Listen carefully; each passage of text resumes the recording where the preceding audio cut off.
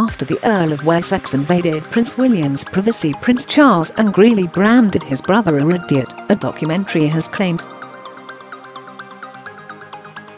When Prince Andrew and Prince Edward were born, some thought it was like a second family for the Queen. It's been almost a decade since Princess Anne was born, and Prince Charles, almost 12, hasn't gone to school.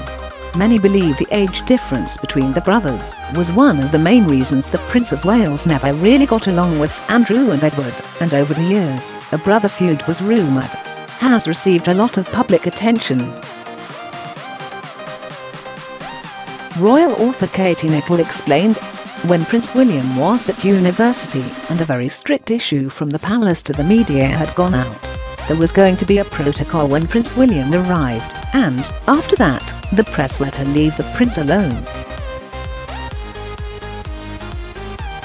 A 2019 Channel 5 documentary called The Royals at War recalls one of the most brutal clashes between Charles and Edward, which reportedly happened after the Earl of Wessex invaded the privacy of the Prince of Wales' son, Prince William, in 2001. There was one camera crew that stuck around.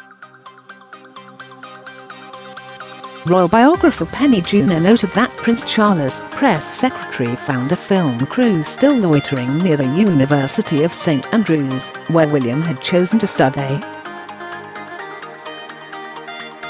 She said, "They said we work for Prince Edward, so you know that we have got permission to be here."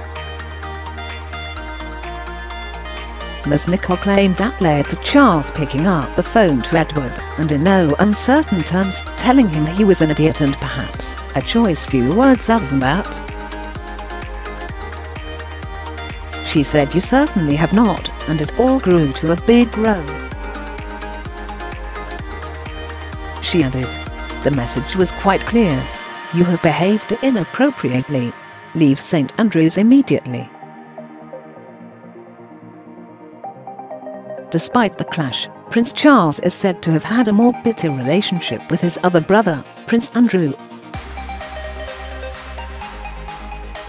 According to the documentary, the rivalry between the two may have been caused by the Queen's apparent favouritism towards the Duke of York. Throughout his childhood, the Queen's firstborn was notably distant from his parents. After Elizabeth was crowned, her and Prince Philip's busy schedule meant the prince was left in the care of nannies.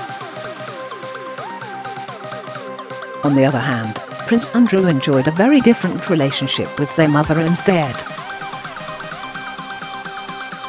Ms. Nicholl explained, the Queen was much more settled in her role. She was able to be much more hands-on with Andrew and Edward than she was for Charles and Anne, so perhaps there was a bit of envy in that regard. Royal correspondent Victoria Arbiter added, Charles had already been packed off to school by then. He was at Gordonston, he was miserable, he hated it. And there is Andrew at home, being rocked by Mummy, and read bedtime stories and all the things that Charles probably would have wished he had been able to have if the Queen wasn't so duty-bound right at the start of her reign. Former royal butler Paul Burrell also explained, how are all the Queen's children jockey for position with their mother, but there is clearly a hint of favouritism. Andrew has always been the Queen's favourite son. He has never done anything wrong in the Queen's eyes. He said, I know it sounds odd, but it is true. Ms. Jura agreed. I think Andrew is quite a favourite with the Queen and I suspect she might have a bit of blind spot for him.